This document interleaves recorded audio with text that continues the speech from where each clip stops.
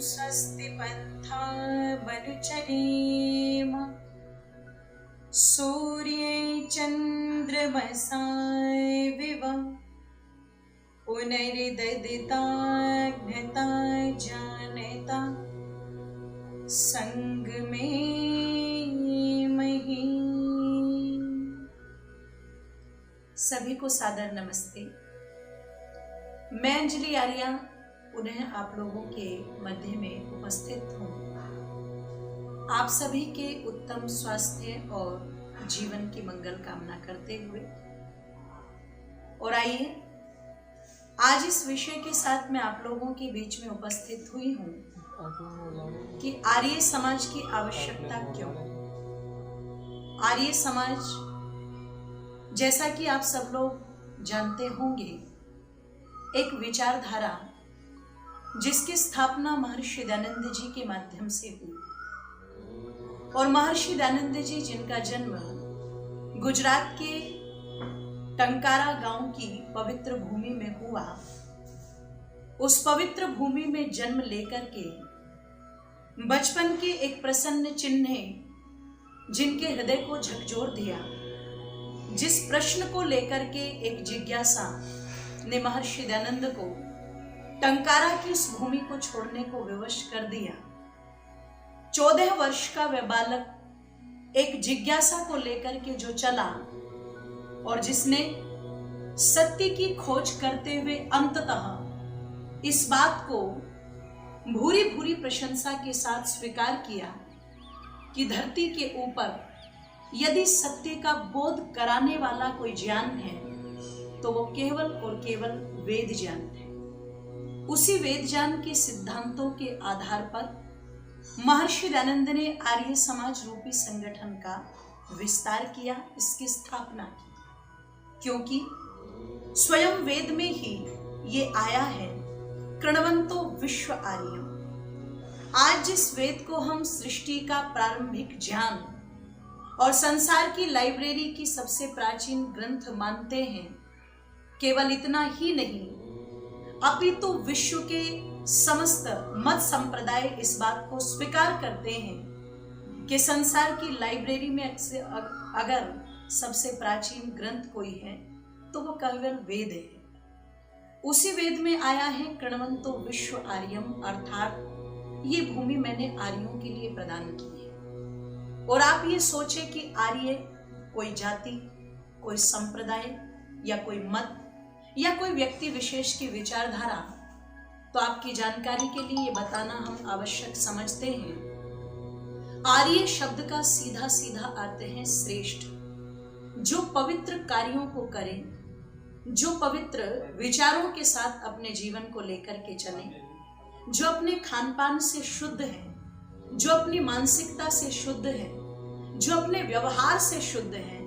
वह व्यक्ति किसी भी धर्म, किसी भी जाति, किसी भी संप्रदाय या किसी भी घर में जन्म ले, वह आर्य कहलाता है।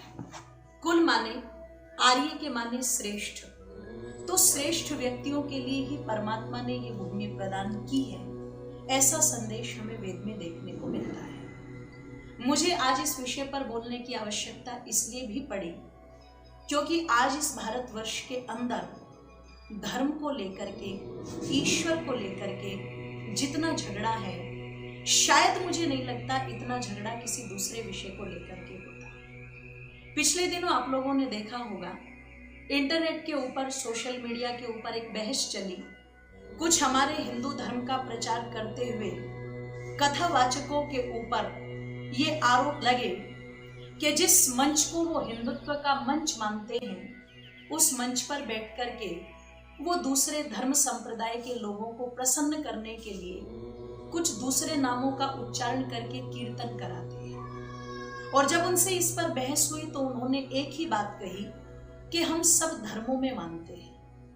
मैं शायद उनकी इस बात को सुनकर के स्तब्ध थी कि अगर कोई व्यक्ति सामान्य बुद्धि का इस बात को कह दे कि हम सब धर्मों को मानते हैं तो कोई बड़ी बात नहीं, लेकिन जो अपने आप को कथाकार कहते हैं, जो अपने आप को शास्त्रों का ज्ञाता कहते हैं, जो अपने आप को विद्वान कहते हैं, यदि वह भी किसी मंच पर बैठकर के इस बात को कहते हैं कि हम सब धर्मों में मानते हैं, अगर धर्म का प्रचार करने वाले ही नहीं जानते कि सब धर्म होते हैं या धर्म केवल एक होता है, तो फिर ये परिभाषा बताएगा कौन। इसीलिए मैं आपको बताना चाहती हूँ, योगी अरविंद का नाम आप लोगों ने सुना होगा।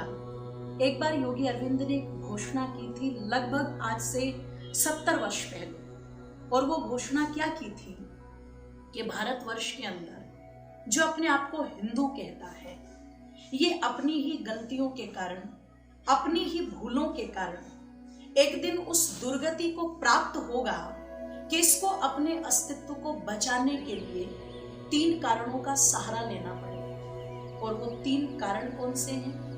या तो इसे इस्लाम की शरण में आकर के इस्लाम से समझौता करके अपने आप को बचाना पड़ेगा, या ईसाइयत के साथ समझौता करके अपने आप को बचाना पड़ेगा, या फिर कम्युनिज्म जो चीन के लोग मानते हैं, या और भी धरती के कोने में कहीं कहीं कम्युनिस्ट विचारधारा के लोग जो भारत में भी आपको मिल जाएंगे वो मानते हैं, उसका सहारा लेना पड़ेगा। अब आप चिंतन कीजिएगा, विचार कीजिएगा। मैं अपने सभी भाई बहनों से पूछना चाहती हूँ जो प्रतिदिन अपने बिस्तर से उठते हुए अपने ऋषियों का स्मरण करते होंगे, मर्यादा पुरुषोत्तम श्री राम को याद करते होंगे, भगवान योगीराज कृष्ण को याद करते होंगे, अगर आप लोगों को अचानक आकर के ये कह दिया जाए तुम्हें इस्लाम के साथ मिलना है, तुम्हें ईसाइयत के साथ मिलना है, या इन दोनों विचारधाराओं से भी अलग तुम्हें कम्युनिज्म में जाना है, तो आप लोगों का निर्णय क्या होगा? ये मेरी नहीं अपितु योगी अरविंद की भविष्यवाणी है। अगर मैं आपसे ही पूछ लूं कि क्या आप इसके लिए तैयार हैं, अगर आप लोग कहें कि नहीं हम इसके लिए बिल्कुल तैयार नहीं हैं, तो सोचो ये हिंदू धर्म का अस्तित्व बचेगा तो बचेगा कैसे? क्योंकि मत संप्रदाय अनेक हो सकते हैं, लेकिन धर्म ईश्वर की व्यवस्था है। धर्म बहुत सारे नहीं होते, धर्म केवल एक होता है। और जिसकी बड़ी सुंदर सी परिभाषा हमारे ऋषियों ने की है, धृति क्षमा दमोस्तेयम शोचम इंद्रिय निग्रह धीर विद्या सत्कम अक्रोधो दशकम धर्म लक्षणम। अर्थात जहां पर ये धैर्य होगा, जहां पर सत्य होगा, जहां पर व्यक्ति के अंदर शीलता होगी, जहां पर व्यक्ति क्रोधी नहीं है, जहां पर व्यक्ति के अंदर अपराध की कोई भावना नहीं है, इस प्रकार के जो आंतरिक लक्षण हैं, उन्हीं से व्यक्ति के धार्मिक होने की पहचान होती है।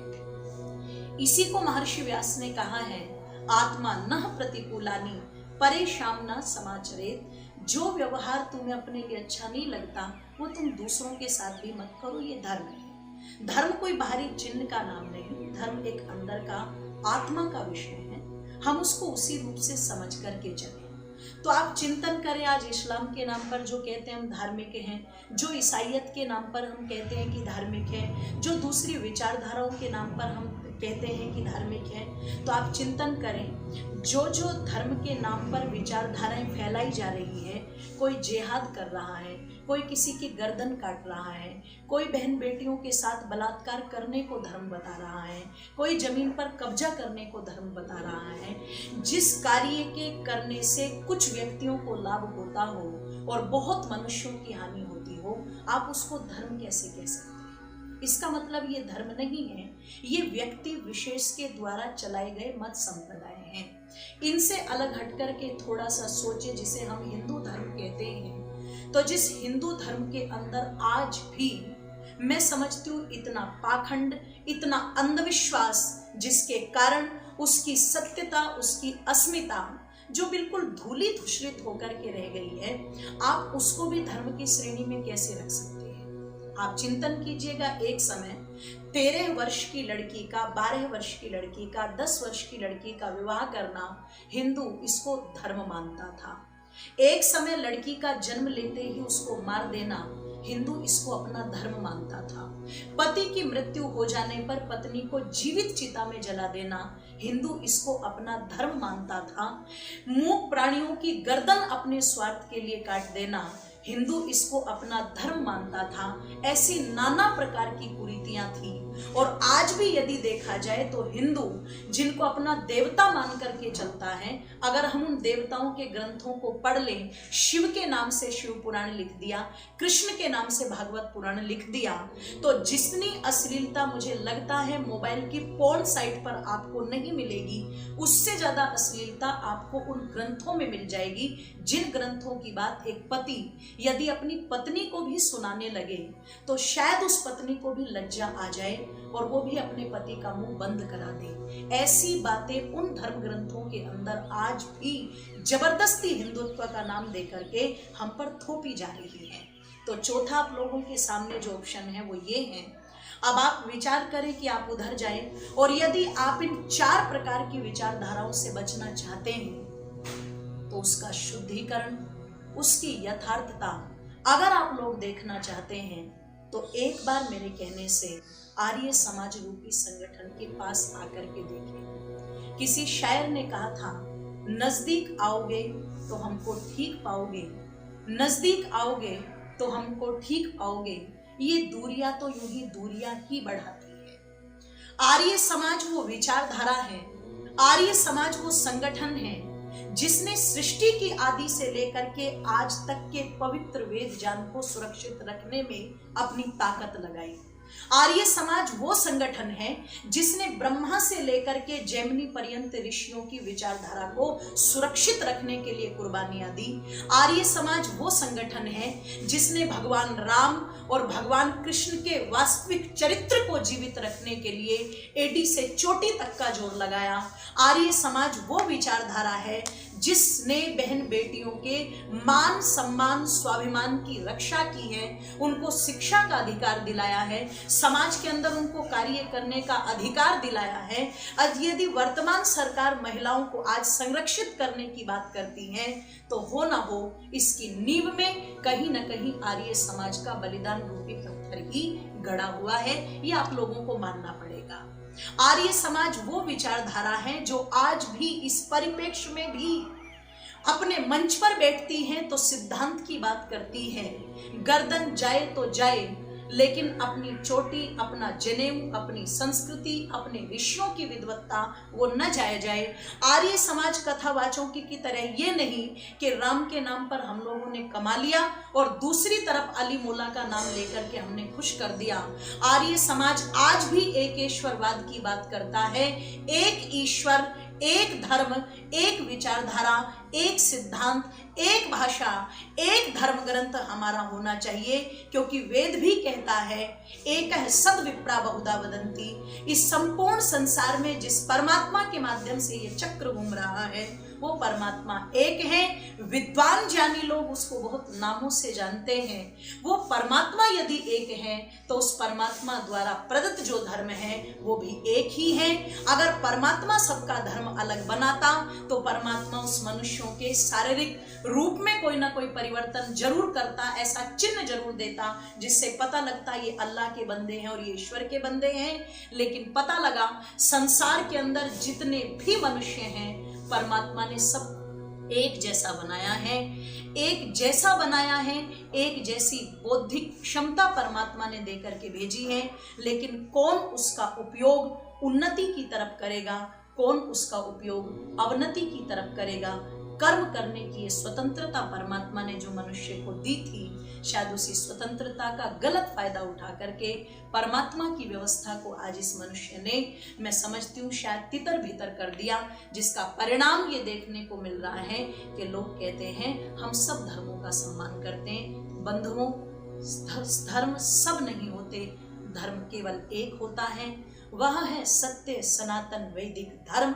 यदि विस्तार में आप जानना चाहते हैं तो मेरा सभी से निवेदन है, एक बार आर्य समाज को आप अच्छी तरह से जानें, स्वाध्याय करें, विद्वानों से संपर्क करें। उंगलियां उठाने वाले बहुत उंगलियां उठाते हैं, कारण आर्य समाज सत्य का प्रचार करता है, जिससे अंधविश्वास के चूल्हा चलाने वाले लोगों को परेशानी होती है। इसी कारण से आर्य समाज का विरोध समाज में रहता है।